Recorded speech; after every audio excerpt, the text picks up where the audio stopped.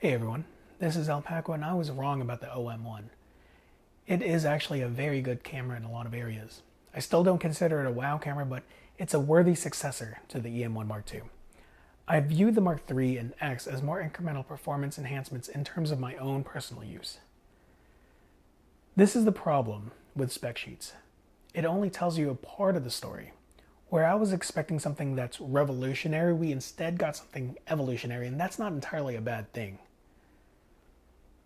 What the specs didn't tell us was just how fast it made all the existing features and how big of a jump it is from the EM1 Mark II.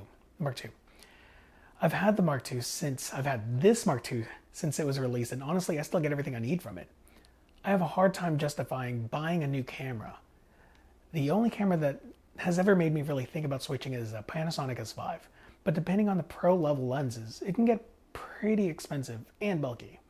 There still isn't a full frame 24-200, there still isn't a 24-400, and it's still a slower camera compared to the Mark II. Honestly, I'd still hold on to this as my personal fun camera because there's a lot of fun photography things you can do with it. Sensor size is the smallest factor requirement for my type of photography. I'm primarily looking for feature sets that help me with my personal work as well as personal fun factor stuff. I don't shoot low light very often. I don't shoot wider than 35 often, although it would be nice to have that extra dynamic range and leverage in post, but I get more than enough from my existing cameras. Micro Four Thirds systems are typically the cameras that usher in new technology or a certain feature set, and with the OM-1, this is no exception. I assumed it was just going to be a hybrid autofocus system with more focus points. I was not aware that it was going to be an entirely new system altogether. The quad pixel autofocus. The OM-1 is the first camera to implement this autofocus system. Right out of the box, it's probably only going to work well enough. I'm already expecting some bugs here and there, but I see the system growing better and better with time, with some firmware enhancements. The other unique thing that I'm only finding out after the announcement is how unique this new sensor is. Watch Ben's recent video from the Narrowband Channel. I'll link it somewhere.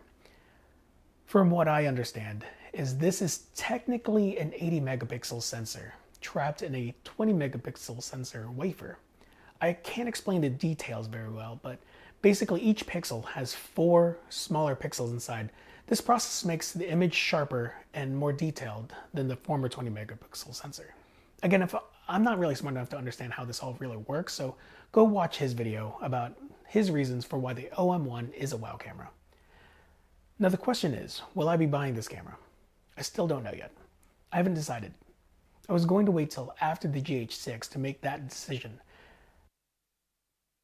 I want to get anything that I need. But I just need to sit on this decision for a while. Between the EM1 Mark II and the GH5S, I have every type of job covered, but the OM1 or GH6 might be able to sway me to sell both bodies for one, which I'm all for consolidating to one body. Thanks for hanging out with me. Hope you all learned from my mistake judging a camera from a spec sheet. I hope you have a great day.